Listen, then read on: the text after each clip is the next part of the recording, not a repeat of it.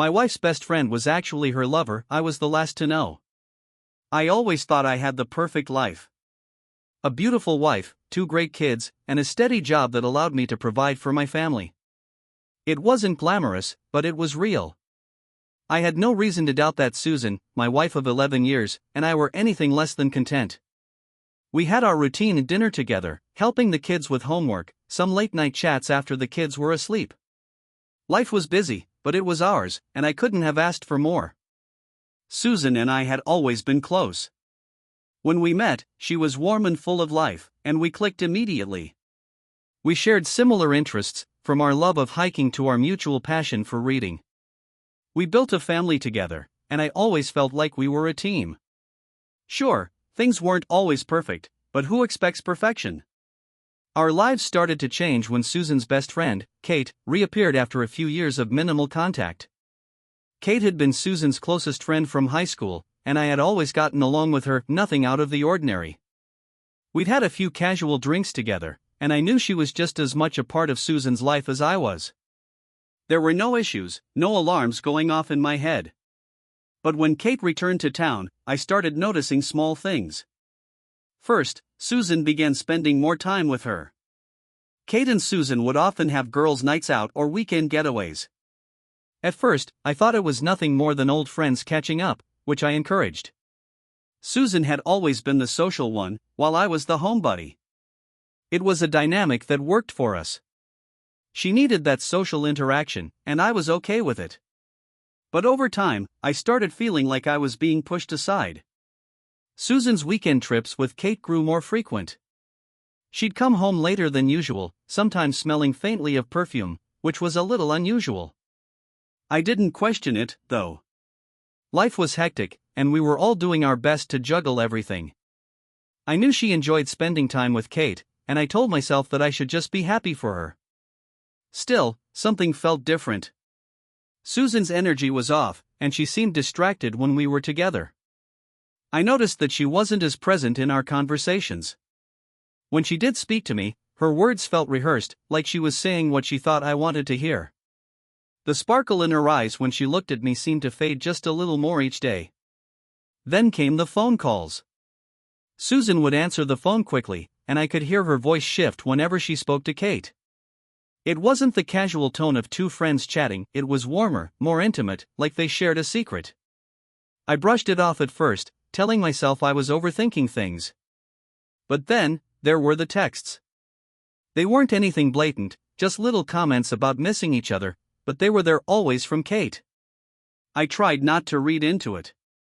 Maybe I was just being paranoid. Maybe I was just tired, overworked, and not paying attention. But every night as I lay in bed, Susan's phone buzzing on the nightstand, I couldn't help but wonder what was going on. Deep down, I knew something was changing, but I didn't know what.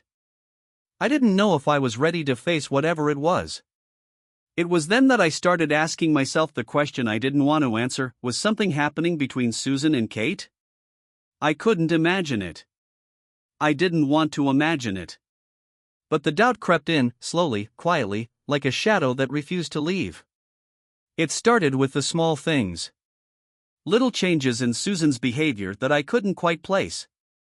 When we were first married, I knew every detail of her day, what she had for lunch, who she'd spoken to, how she'd felt about work. But slowly, it seemed like I was becoming less of a priority. The dinners we used to share after the kids went to bed started feeling like forced rituals. She'd be on her phone, texting away, while I tried to make conversation. At first, I thought nothing of it. Susan had always been busy, always had 1,000 things going on, but it felt different now. The worst part was the emotional distance. The affectionate gestures that used to come naturally, holding hands, little kisses, the warmth of her voice when she spoke to me, had almost disappeared. In their place was a formality that I couldn't explain. Conversations were shorter, less engaging, and the look she used to give me when she was genuinely interested in what I had to say had vanished. I would speak, and she would nod, but her eyes were elsewhere. I wanted to ignore it. I wanted to tell myself it was just a phase, that things would go back to normal once the kids settled into their routines or once Susan got through whatever was preoccupying her. But the nagging feeling in my gut wouldn't let me. I started to feel like I was losing her, but I couldn't figure out why or how. And then there were the nights out with Kate. What had started as a regular, harmless get-together had transformed into a near-weekly ritual. The first time it happened, Susan came home late, so late that I had already gone to bed. When I asked her where she'd been, she said they had gone to dinner and then to a movie, but the look on her face didn't quite match the words. She seemed evasive, almost like she was hiding something. The next time it happened, I tried to brush it off. But when I kissed her goodbye the following morning, there was a coldness in her touch that I couldn't ignore. She was distant, and I couldn't tell if it was just exhaustion or something more. The weeks went on like that. She'd leave in the evening, her smile tight, and I'd lie awake in bed, wondering what she was doing or who she was with. My mind would race with thoughts I didn't want to have. At the same time, I noticed that Susan had become a little more secretive with her phone. She would often leave it face down when it was lying on the kitchen counter, or she'd quickly swipe the screen away when I walked into the room. I didn't want to be the kind of husband who snooped, but the more I tried to ignore it, the more it gnawed at me. The worst part was that I felt like I had no right to ask. We had always trusted each other, hadn't we? But trust is a fragile thing. One evening, I was sitting in the living room, watching a game on TV while the kids played in their rooms. Susan was in the kitchen, her back turned to me as she scrolled through her phone. I wasn't trying to look, but I saw her typing furiously on the screen. When she looked up, our eyes met for a brief second, and she quickly put the phone down, giving me a tight smile. "Everything okay?" I asked casually, my voice betraying the anxiety creeping up inside me. "Yeah, just checking in with Kate," she replied, her voice too bright, too forced. Kate. It always came back to Kate. I could feel my chest tighten. There was something in the way Susan said her name that made my skin prickle. It was the same name I'd heard in the late-night whispers, in the messages I occasionally caught her sending. It was as if Kate had become an unspoken third party in our relationship, hovering over every conversation, every moment of our marriage. That was when I started thinking the unthinkable. Could they be more than just friends? It was a terrifying thought, one I wasn't ready to face. But the truth is, I couldn't stop it. The doubt had taken root, and no matter how much I tried to push it away, it kept growing. I told myself I was just being paranoid. But every time I heard Susan's phone buzz, every time I saw her slipping away from me emotionally, the seed of doubt bloomed just a little more. I wasn't sure what was happening, but I knew something was wrong. And that, perhaps, was the most painful part of all. The days blurred together, each one carrying with it a heavier weight of uncertainty. I couldn't escape it anymore, the nagging feeling that something was wrong. I had tried to convince myself that Susan was just busy, that maybe the distance between us was just a phase, but deep down, I knew better. Something had shifted in our marriage, and I couldn't pretend I didn't notice. The turning point came one evening when Susan was getting ready for another night out with Kate. She spent an hour in front of the mirror, changing outfits, adjusting her hair, and applying makeup, details I hadn't noticed in the past, but that now felt painfully significant. She never took this long to get ready for dinner with me. I watched from the couch as she walked past me, barely acknowledging my presence. "You going out with Kate tonight?" I asked, trying to keep my voice casual. My heart was pounding in my chest. "Yeah," she answered, looking at me for a split second. "We're meeting a few other people too." I wanted to ask more. I wanted to demand answers, but the words caught in my throat. She was wearing that smile again, the one she wore when she was hiding something, but I couldn't bring myself to press her any further. Instead, I watched her leave the house, and when the door clicked shut behind her, a wave of dread washed over me. I couldn't stay in the dark any longer. I had to know what was really happening. I needed the truth. I didn't plan to snoop. I didn't want to be that guy, the one who checks his wife's messages behind her back, but I had already crossed a line. The doubt had been growing, and now, it was taking over. When Susan left, I grabbed her phone from the counter where she had left it, just as she had done so many times before. It was unlocked. My hands trembled as I opened the screen, my mind racing with what I might find. The messages were the first thing I saw. Dozens of texts between Susan and Kate, their conversations filled with inside jokes, plans, and details that seemed so intimate. But then I saw it, the message that shattered everything. I miss you so much, babe. Can't wait to see you tonight. Babe. The word struck me like a slap to the face.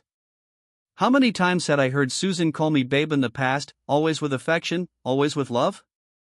But now, reading this, I realized she had been calling someone else that name. Someone else who wasn't me. My mind raced as I scrolled through more messages. There were messages that suggested more than just friendship, more than a casual catch-up. They spoke of longing, of shared moments, of something much deeper.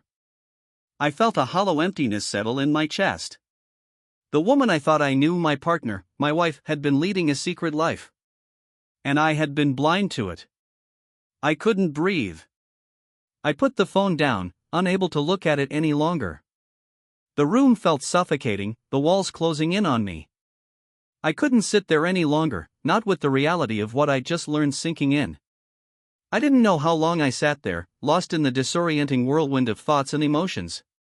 When Susan came home that night, I was waiting for her. I was numb. She didn't seem to notice the change in me at first. She greeted me casually, asking how my day was, but I could barely respond. My mind was a storm of hurt, betrayal, and anger. Susan, I said, my voice tight, we need to talk. She paused, her smile faltering. I saw the flicker of fear in her eyes, the same look she had when she knew she was about to be caught. She tried to hide it, but I could see it, the guilt, the shame. What's going on? She asked, her voice too calm, too guarded. I know about you and Kate, I said, my words sharper than I meant them to be. I know you've been more than just friends. And I need to hear the truth from you. She froze. Her eyes widened, and for a long moment, we just stared at each other. I'm so sorry, Richard, she whispered, her voice shaking. I didn't want you to find out like this. The truth hung heavy in the air. She confessed everything. She and Kate had been having an affair for years, something that had started innocently enough but had grown into something much more. They had kept it a secret, lying to me, pretending everything was fine. Susan said she never meant to hurt me, but her words felt hollow. How could she not have known this would break me? Why? I whispered, the pain rising in my throat. Why didn't you tell me? How could you hide this from me for so long? Susan tried to explain, but the answers didn't make it better. She told me that she didn't know how to stop, that she had been confused and scared. But I didn't know what to do with that. All I knew was that the woman I loved had been lying to me for years, and the trust we built was gone. In that moment, I realized just how far I had been from the truth. All the signs had been there, but I had ignored them, rationalized them. And now, here we were. Our lives shattered. I stood up and walked away. I couldn't look at her anymore. I couldn't hear the excuses. The only thing I knew in that moment was that I needed to leave. I needed space to process this, to understand how it all went wrong. I spent the next few days in a daze. The world felt like it had shifted on its axis, and I was struggling to find my footing. The house felt like a foreign space, full of memories I could no longer touch without feeling the weight of betrayal. I had tried to hold on to what we once had, to pretend that things could go back to normal, but every corner of that house seemed to whisper the truth, that the life we built was gone. I moved out within a week. I couldn't stay. It felt suffocating, trying to exist in a place where everything reminded me of the life Susan and I once shared. I rented a small apartment, not far from the family home, just enough distance to give myself some breathing room. The apartment was bare, just a few pieces of furniture, a bed, and a table where I could sit and think, or at least try to. The silence was deafening, but it gave me the space I needed to process what had happened. In the first few days, I barely slept. I couldn't stop thinking about everything, Susan, Kate, our kids, the life I had worked so hard to build. Anger coursed through me, but so did sadness. I hated that I had been lied to, but I also hated that I had to let go of someone I thought I would grow old with. All the years we'd spent together, all the memories, were suddenly just empty. But as the days wore on, the anger slowly faded, replaced by a strange sense of clarity. I had never been one to lean on others, but I knew I couldn't do this alone. I reached out to an old friend, Jake, who lived across town. He had always been there for me, even when Susan and I had been at our happiest. I needed someone to talk to, someone who wouldn't judge me, who wouldn't say what I should or shouldn't do. I needed a friend, plain and simple. Jake came over that evening, and I could barely look him in the eye. I felt like I was falling apart. "You okay, man?" he asked, his voice softer than I expected. "I don't know," I said, my voice cracking. "I really don't know. Everything's just changed. I thought I had everything figured out. But now, I don't know what I have anymore." Jake didn't push me. He just listened as I spoke. I told him everything about Susan and Kate, the lies, the betrayal, the aftermath. I don't even remember how long we talked, but it was a relief to get it all out. When I finished, I felt lighter, not because the pain had gone away, but because I wasn't carrying it alone anymore. "You'll get through this, Richard," Jake said, his voice firm. "It won't be easy. But you're stronger than you think. Don't let this define you." I nodded, but I wasn't sure if I believed him. I had no idea what the future held, but I knew one thing for certain: I couldn't keep living in the past. I couldn't let this betrayal consume me. The next few weeks were a blur of therapy sessions, long walks, and late-night phone calls to old friends. Slowly, I started to rebuild myself. I found myself again in the places I used to love: reading on the porch, going for long runs, taking time to reconnect with who I was before all of this. I even started cooking meals for myself, something I hadn't done in years. It was small, but it felt like progress. Susan called a few times, but I couldn't bring myself to talk to her. I wasn't ready. The pain was too fresh, the wound too raw. She left me a voicemail one day, telling me that she was sorry, that she was confused and didn't know how to fix things. But I knew deep down that it wasn't something that could be fixed, not now, not ever. She had made her choice, and so had I. I realized that my life wasn't over. The world hadn't ended, and while I had lost so much, I still had a chance to rebuild. The kids were my priority, and I promised myself that no matter what happened, I would be the father they needed. I didn't have all the answers yet, but I knew I had to move forward. As time went on, I began to heal. I wasn't the same person I had been before, but that wasn't necessarily a bad thing. I was learning to live for myself, to find joy in the little things again. I wasn't defined by Susan's betrayal. I was Richard, and I was learning how to stand on my own 2 feet again. But I wasn't done yet. There was still more to face, still more healing to do. And for the first time in a long time, I felt like I was ready to face it. The weeks after I moved out were tough, no doubt. There were days when I thought I might never fully recover from the pain, from the betrayal that had cut deeper than I thought possible. Every time I passed the old family home, it felt like a physical ache in my chest.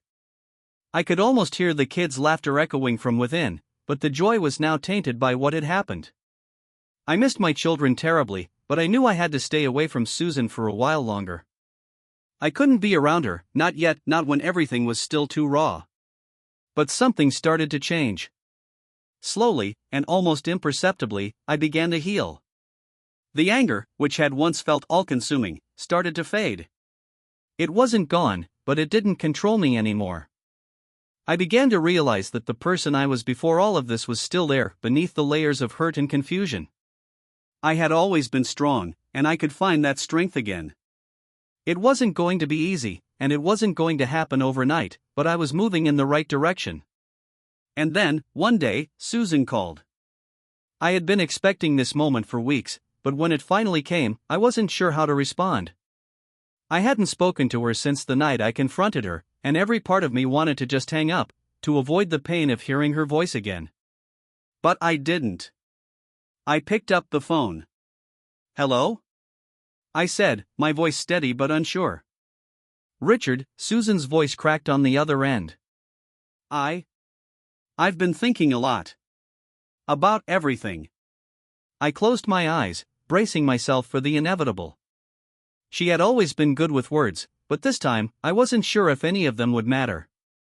"I know I hurt you," she continued. "I can't undo what I did. I've been a coward, Richard. I was selfish, and I lied, and I don't expect you to forgive me. But I need you to know. I'm so sorry." Her apology was raw. It felt genuine, but it didn't change the fact that she had betrayed me. I was still angry, still hurt, but there was something about hearing her voice, hearing her regret, that made me pause. "I don't know if I can forgive you, Susan," I said, the words coming out more calmly than I expected. "I don't know if I'll ever be able to look at you the same way again." There was a long pause on the other end, and I could feel the weight of her silence. "I don't expect you to," she said softly. "I just wanted you to know that I see what I've done. And I'm sorry for everything." Her words lingered in the air between us. I wasn't sure if they would make a difference, but something in me shifted. I didn't feel like I needed to hold on to the anger anymore. I didn't need to carry the weight of the betrayal on my shoulders any longer. "I'm not ready to talk about what happened," I said, my voice firm but calm. "But I am ready to move on. For me. For the kids." "I understand," she whispered. "Take care of yourself, Richard." The call ended, and I sat there for a long time, letting the silence wash over me. In that moment, I realized something important. Closure wasn't something Susan could give me. It wasn't something anyone could give me. Closure was something I had to find for myself. And I had found it. It wasn't about forgiving Susan. It wasn't about pretending everything was okay. It was about accepting what had happened and choosing to move forward, no matter how painful it was. I had to choose to heal, to live my life for myself and my children, to not let the past define me. As the weeks turned into months, I focused on rebuilding the most important relationships in my life. My kids were my priority, and I worked hard to make sure they knew they were loved and supported. I spent more time with them, teaching them how to ride bikes, helping them with their homework, being there for every important moment. It was hard, but it was worth it. I also learned to embrace the new version of myself, the man who had gone through something painful and had come out stronger on the other side. I wasn't perfect. I wasn't healed completely. But I was moving forward. Sometimes, when I walked through the park or spent quiet evenings with my children, I would catch myself smiling. For the first time in a long time, I felt at peace.